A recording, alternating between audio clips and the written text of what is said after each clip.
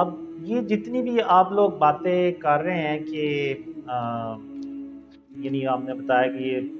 ظاہر سی بات ہے، یہ ہے تو اللہ کے عذاب کی مختلف شکلیں بھی، ایون اللہ نے قرآن میں بھی یہ ارشاد فرمایا ہوا ہے کہ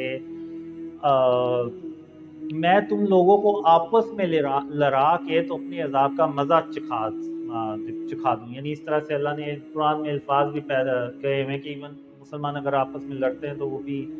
اللہ کے کسی عذاب کا یعنی کوئی شکل ہے۔ تو ہمیں ہر وقت اللہ سے معافی مانگنی چاہیے اور اس کی رحمت سے امید لگانی چاہیے، اور بے شک اللہ بڑا مہربان ہے۔ تو اگر ہم اپنے آپ کو شرک اور اس کی اقسام سے بچا لیں تو اللہ جو ہے وہ ہم پہ عذاب نازل کر کے کیا کرے گا؟ تو جو اللہ کی جو عذاب کی جو وجہ، مین وجہ وہ یہی ہے کہ ہم جو ہے نا وہ شرک کو شرک ہی نہیں سمجھتے، اور اللہ نے یہ میرے خیال سے قرآن میں بھی یہ بات لکھی ہوئی ہے کہ اگر تم لوگ شرک سے اپنے آپ کو بچانا شروع کر دو تو پھر اللہ بھی تم پہ عذاب نازل کر کے کیا کرے گا؟ تو اس طرح سے میرے خیال سے اللہ نے قرآن میں کہیں ارشاد فرمایا ہوا ہے۔ تو مین چیز بس اب ہمیں اس چیز پہ بھی فوکس کرنا ہے کہ اس گناہ سے ہم نے اپنے آپ کو بچانا ہے کہ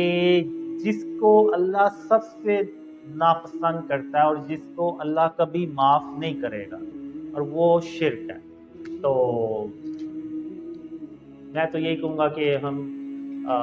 ایک تو اپنے آپ کو شرک اور اس کی اقسام سے بچائیں، اور اللہ کی رحمت سے امید لگائیں، اور اللہ سے ہم دعا کریں کہ ہم پر، ہمارے حال پر رحم کے ساتھ توجہ فرما اور ہمیں ان اندھیروں سے اپنی رحمت سے باہر نکال۔